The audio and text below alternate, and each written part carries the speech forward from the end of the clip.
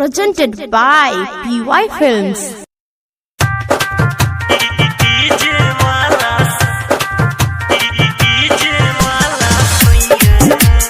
Mass Industry Recording Studio, Red Sofa. Kanchan powder Crimea लगाइले केसिया में गजरा सजाइले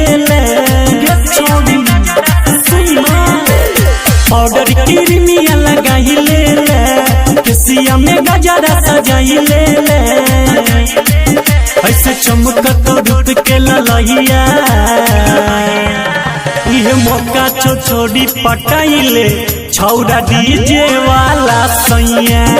ये मौका छोड़ी पटाइले छौड़ा डीजे वाला सैया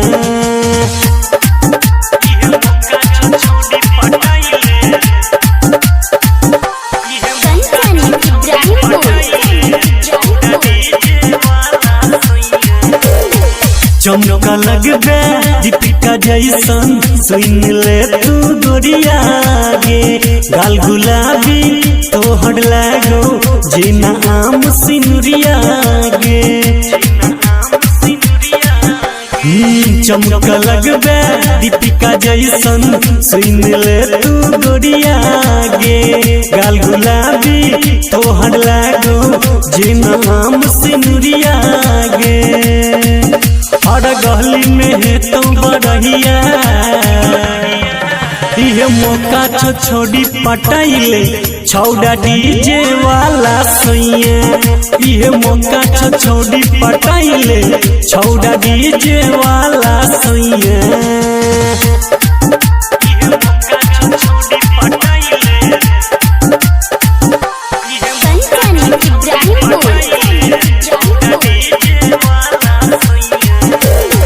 अब त जाने सुने गोरी शंभू के तू प्यार के विजय बिहारी हरदम रख तो रूपवा तो हर संभाल के अब त जाने सुने गोरी सूरज के प्यार के विजय बिहारी हरदम रख तो रूपवा तो हर संभाल के हर कमी के है तो भर पहिया ये मौका छोड़ी पटाइले छौड़ा डीजे वाला सैया ये मौका छोड़ी पटाइले छौड़ा डीजे वाला सैया बुझली गे।